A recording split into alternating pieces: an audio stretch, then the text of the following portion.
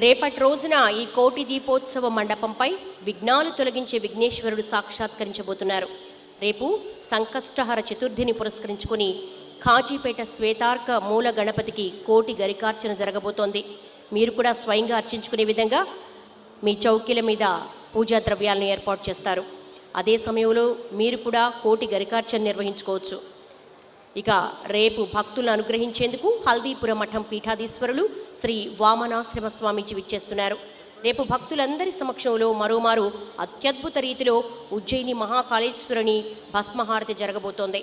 రేపు ప్రముఖ ఆధ్యాత్మికవేత్త శ్రీ వేదాంతం రాజగోపాల చక్రవర్తి ప్రవచనామృతం ఉంటుంది. వీటితో పాటు కోటి దీపాల కాంతులు, సప్తహారతుల వెలుగులు, మహానీరాజనాలు, సాంస్కృతిక కదంబాలు వంటి ఎన్నో ఘట్టాలు ఆవిష్కృతమవుతాయి. అందరూ 5:30 గంటలకల్లా ప్రాంగణానికి విచ్చేయండి. ప్రతిరోజు కూడా ఈ కోటి దీపోత్సవంలో హిందూ ధర్మానికి సంబంధించి, అలాగే మన చారిత్రక వైభవానికి సంబంధించి, కోటి దీపోత్సవానికి సంబంధించి అద్భుతమైన ప్రవచనాలను మనం రోజూ వింటూ ఉన్నాం. ఈనాటి కార్యక్రమంలో కోటి కుంకుమార్చన విశిష్టత గురించి, ఒడిబియ్యం సమర్పణలోని అంతరార్థం గురించి, ఆ జగన్మాత వైభవం గురించి ప్రవచనామృతం అందించేందుకు విచ్చేశారు డాక్టర్ అనంతలక్ష్మి గారు. ఒక్కసారి మనందరి కరతాళ ధ్వనుల మధ్య అనంతలక్ష్మి గారిని వేదికపైకి సమనీయంగా ఆహ్వానిస్తూ ఈనాటి కార్యక్రమంలో డాక్టర్ అనంతలక్ష్మి గారిని ప్రవచనామృతం అందించవలసిందిగా కోరుతున్నాం.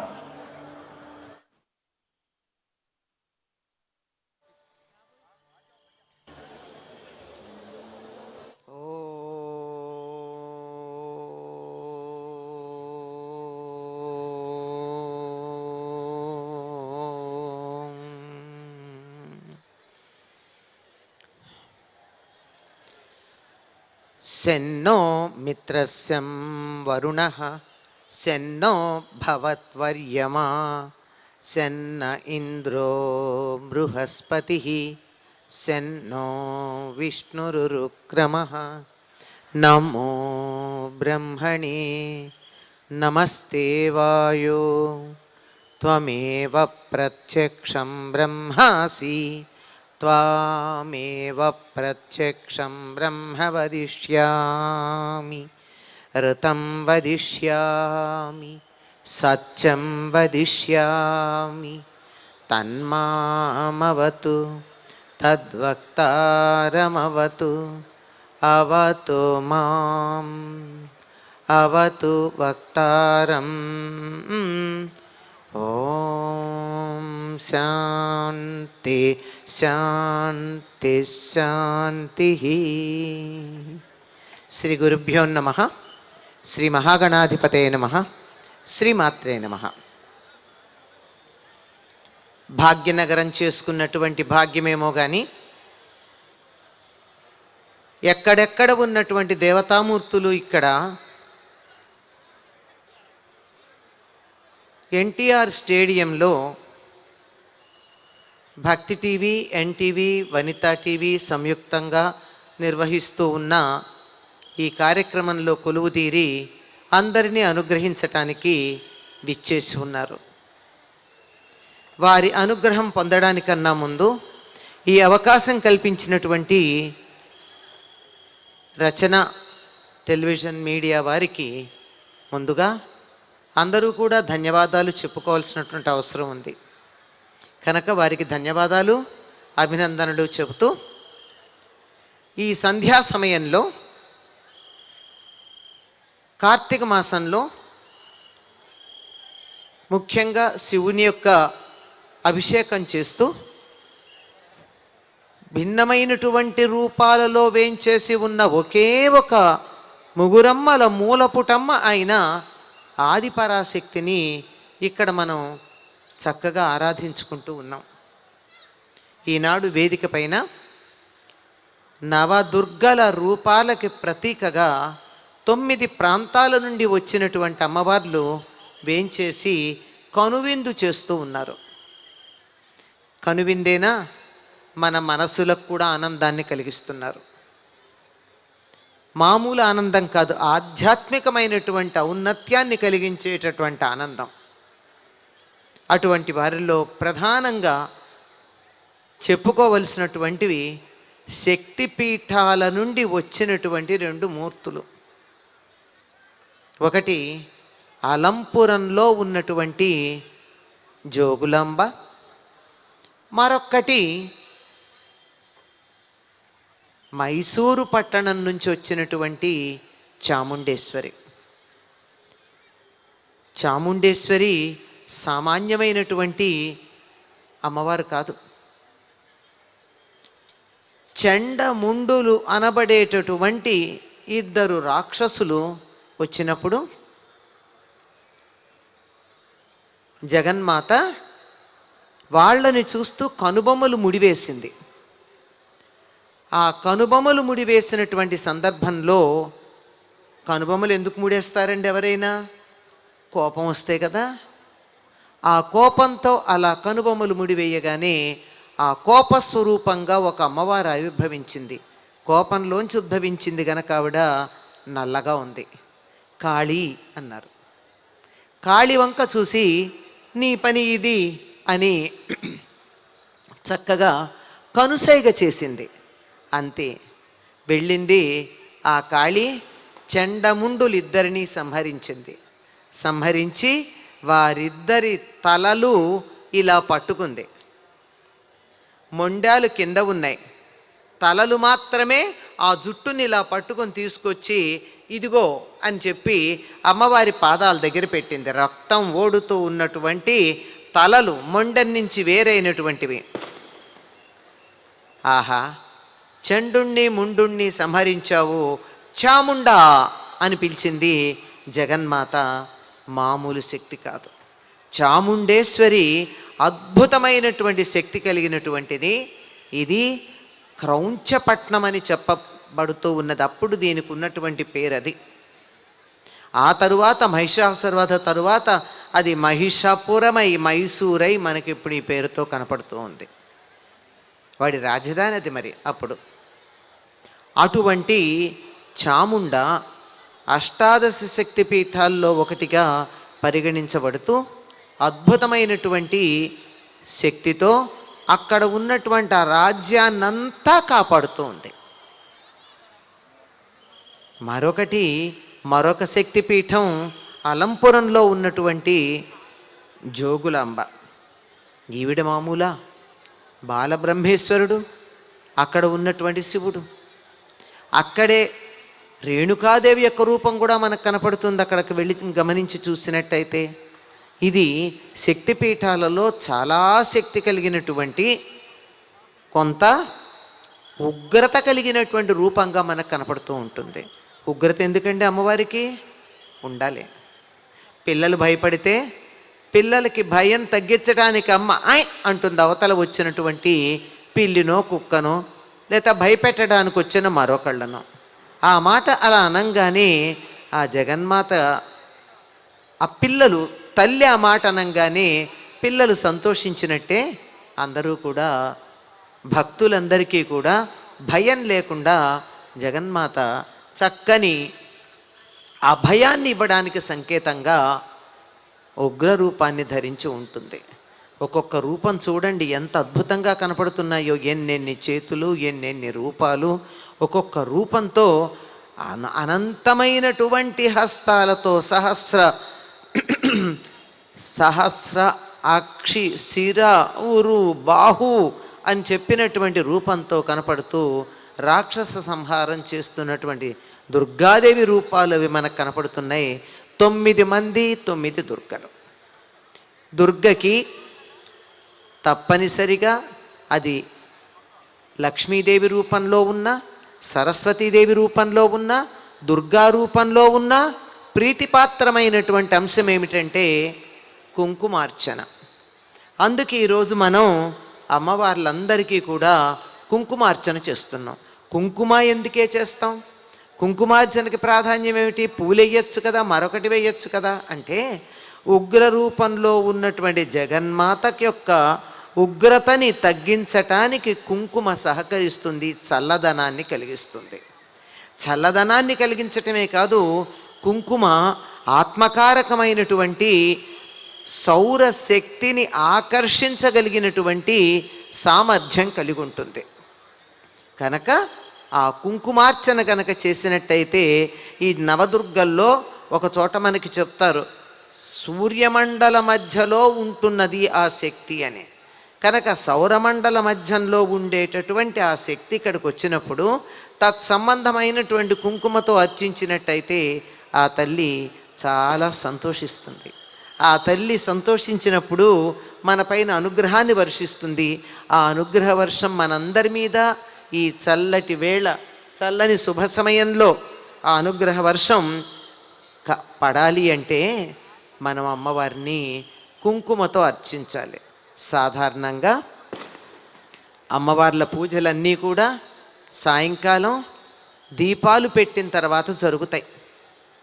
అలాగే ఇక్కడ కూడా అమ్మకి, జగన్మాతకి 9 రూపాలలో ఇక్కడ మనకు కనపడుతూ ఉన్నటువంటి నవదుర్గల రూపాల్లో మనకి దానికి సంకేతం ఈ 9 కనపడుతూ ఉన్నటువంటి ఆ జగన్మాతని కుంకుమతో అర్చించుకుని ఒడిబియ్యం పొయ్యడం ఈ ప్రాంతంలో చాలా బాగా అలవాటు.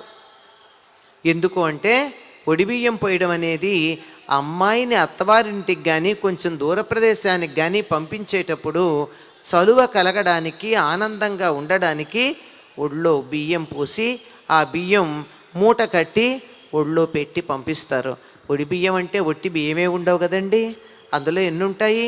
బెల్లం ఉంటుంది, పెసరపప్పు ఉంటుంది, కందపిలక ఉంటుంది, అందులో చలిమిడి కూడా ఉంటుంది, కడుపు చలవ.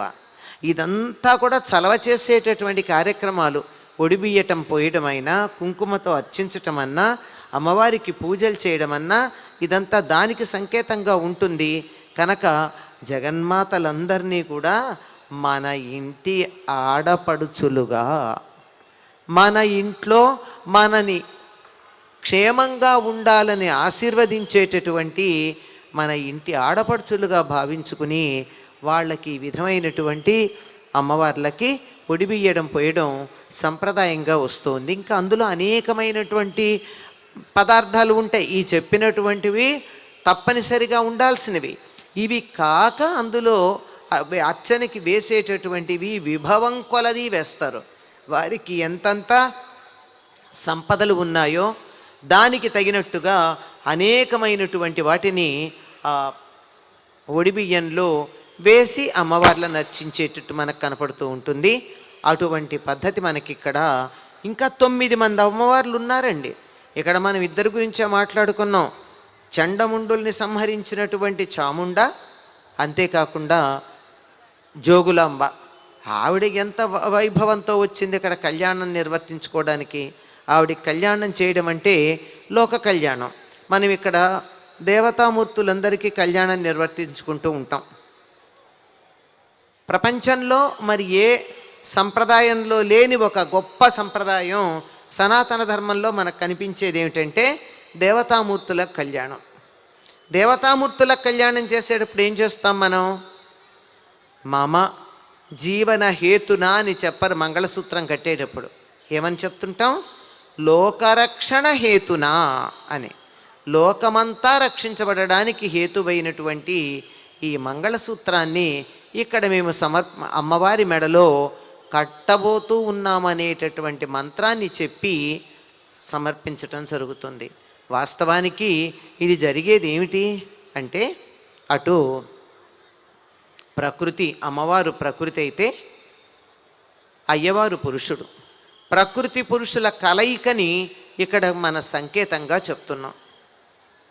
ప్రకృతి ఒక్కటి ఉంటే దానికి అంత గొప్ప వైభవం ఉండదు. ఆ వైభవానికి మూల కారణమైనటువంటి పురుషుడు ఉండాలి.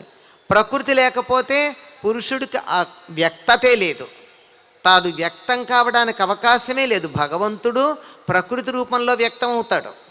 కనుక ప్రకృతి రూపంలో వ్యక్తమయ్యేటటువంటి ఆ భగవంతుణ్ణి, ప్రకృతిని పరమాత్ముణ్ణి ఇద్దరినీ ఒక్కచోట కలిపేటటువంటి ఒక అద్భుతమైన వైదిక కార్యక్రమం ఏదైతే ఉందో సంప్రదాయంలో మనకి చెప్పబడినటువంటిది.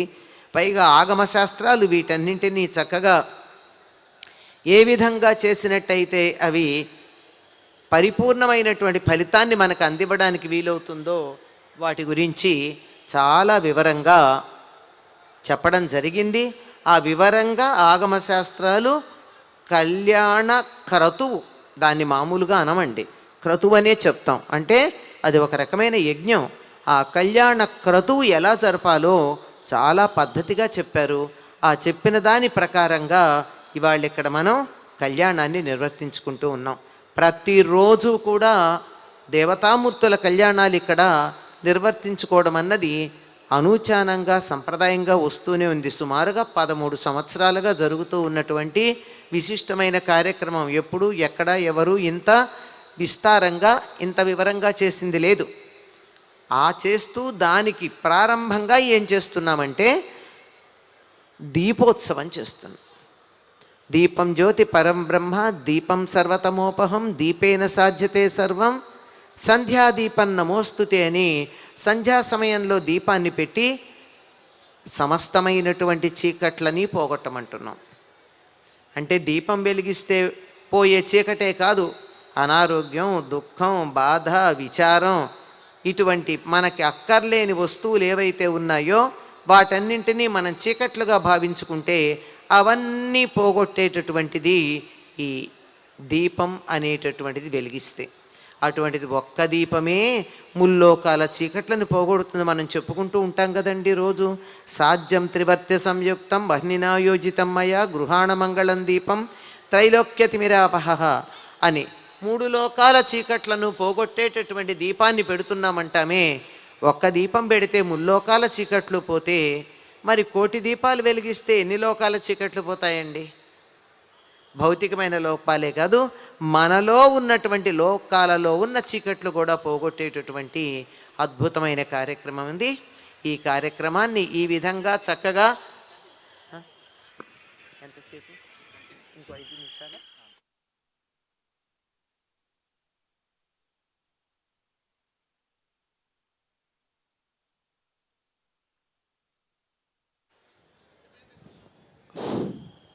ఒక్క దీపం వెలిగిస్తేనే ముల్లోకాల చీకట్లు పోతాయి అనుకున్నప్పుడు 1,000,000 దీపాలు వెలిగిస్తే ఎన్ని లోకాల చీకట్లు పోతాయండి? ఈ లోకాలన్నీ పైన ఉన్నాయి, ఎక్కడో ఉన్నాయని కాదు, మనలోనే ఉన్నాయి కదా అన్ని లోకాలు. ఇక్కడ ఉండేటటువంటి లోకాల్లో ఉన్న చీకట్లన్నీ పోగొడతాయి.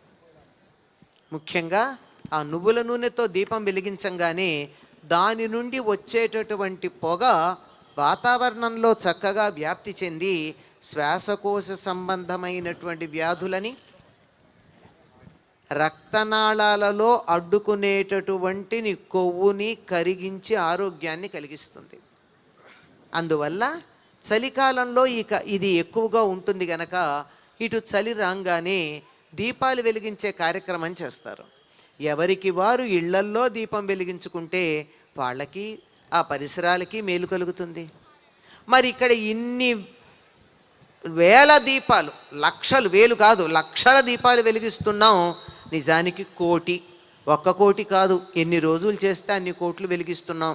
అన్ని కోట్ల దీపాలు వెలిగిస్తే వాతావరణం ఎంత బాగుపడుతుంది, ఎంతమందికి ఎటువంటి ఆరోగ్యం వస్తుంది. అటువంటి దీపోత్సవం ఇక్కడ నిర్వర్తించుకుంటూ ఉన్నాం. దీపానికి ఇంత ప్రాధాన్యం ఆరోగ్యపరంగా మాత్రమే ఉందా? కాదండి. లక్ష్మీం క్షీర సముద్రరాజతనయాం శ్రీరంగధామేశ్వరీం దాసీభూత సమస్త దేవవనితాం లోకైక దీపాంకురాం. లోకైక దీపాంకురైనటువంటి లక్ష్మీదేవి.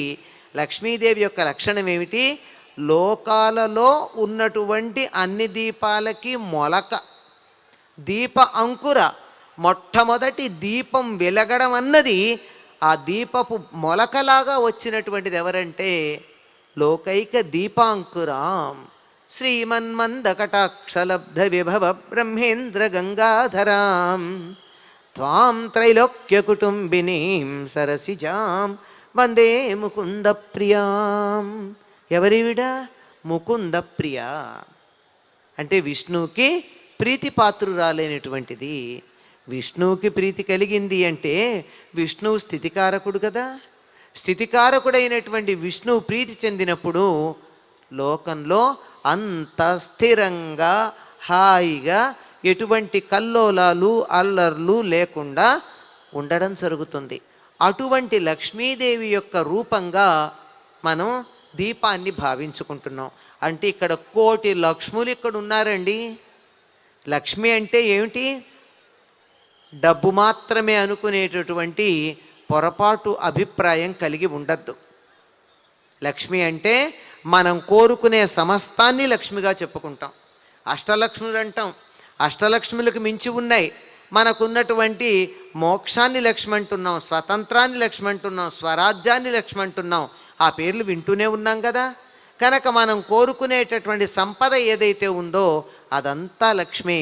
అటువంటి లక్ష్ములు ఇక్కడ కోట్లు వెలసిల్లుతున్నాయి అంటే అన్ని రకాలైనటువంటి సంపదలు అందుబాటులోకి వచ్చినట్టే కదా. వాటన్నిటినీ మనం ఉపాసన చేసినట్టే కదా. వాటన్నింటినీ మనం పూజించి వాటి అనుగ్రహాన్ని పొందినట్టే అవుతుంది. ఇటువంటి లోకైక దీపాంకురైనటువంటి జగన్మాత దీపమనే ఎందుకన్నారండి ఆవిడని గురించి అంటే, నువ్వెక్కడుంటావు అంటే ఆవిడ చెప్పినటువంటి ప్రదేశాలు 5 ఉన్నాయండి. అటువంటి ప్రదేశాల్లో ప్రధానంగా చెప్పేది ఏమిటంటే దీపంలో ఉంటాను అని చెప్పింది తాను. ఆవు యొక్క పృష్ఠభాగంలో, ఏనుగుల యొక్క నుదుటి భాగంలో, చంద్రుల్లో,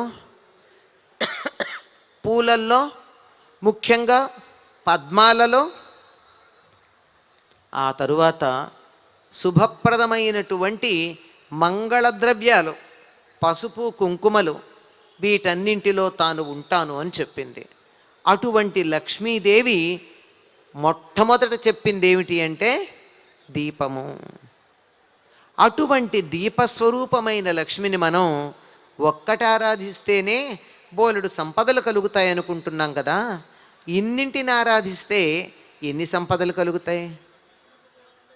అయితే మనం లక్ష్మిని ఆరాధిస్తున్నాము, దీపలక్ష్మిని, ఇక్కడ కూడా దీపలక్ష్మి అంటాం, దీపలక్ష్మిని ఆరాధిస్తున్నాము అన్న భావన మనసులో కలిగి ఉంటేనే, ఆ భావన మనసులో పెట్టుకున్నప్పుడు మాత్రమే ఈ విధమైనటువంటి అద్భుతమైన ఫలితం మనకి లభ్యమవడం జరుగుతుంది. గనక అటువంటి భావనతో జగన్మాతని మనం ఇక్కడ ఆరాధించుకోవడానికి సిద్ధంగా ఉందాం.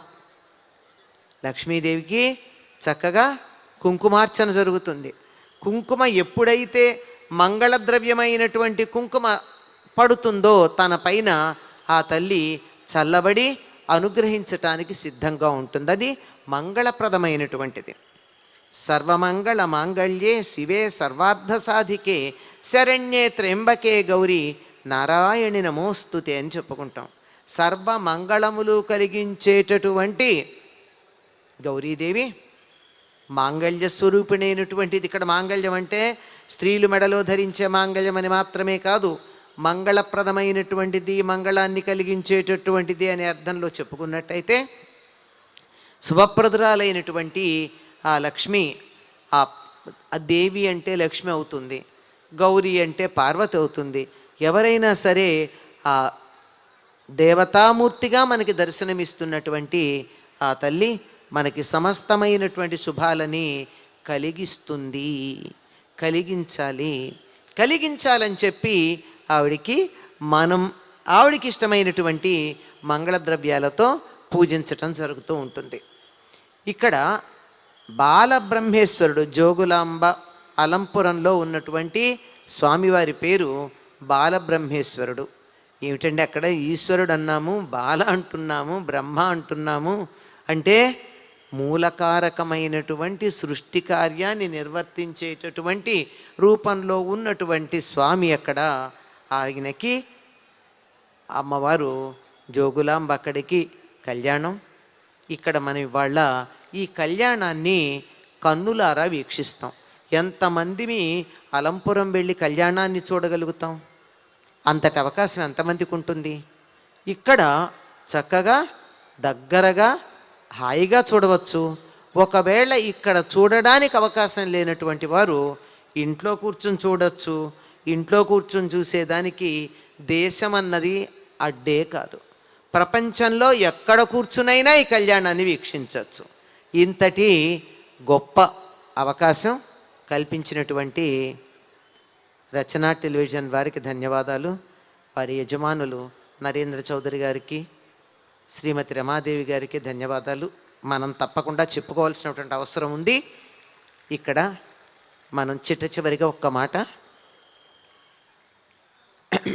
సర్వచైతన్య రూపాం తాం ఆద్యాం విద్యాంచ ధీమహి బుద్ధిం యాన ప్రచోదయాత్. ఇది అమ్మవారికి సంబంధించినటువంటి గాయత్రి మంత్రంగా ఈ ఒక్క మంత్రం చదువుకున్నట్టయితే అమ్మవారిని సమస్తమైనటువంటి విశేషాలతో పూజించినటువంటి ఫలితం వస్తుంది అని దేవీ భాగవతం చెప్తోంది.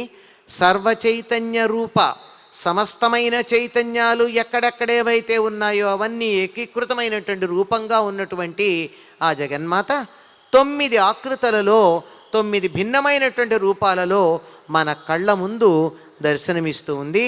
ఆ తల్లులకి నమస్కరించుకుంటూ స్వస్తి ప్రజాభ్య పరిపాలయంతాం న్యాయేణ మార్గేణ మహీం మహేశాః గోబ్రాహ్మణేభ్య శుభమస్తు నిత్యం. లోకాః సమస్తాః సుఖినో భవంతు. లోకాః సమస్తాః సుఖినో భవంతు. లోకాః సమస్తాః సుఖినో భవంతు. ఓం శాంతి శాంతి శాంతి. ఈనాటి కోటి దీపోత్సవంలో ఆ జగన్మాత వైభవం, కుంకుమార్చన విశిష్టతను తెలియజేసినటువంటి డాక్టర్ అనంతలక్ష్మి గారికి ధన్యవాదాలు తెలియజేసుకుంటున్నాం.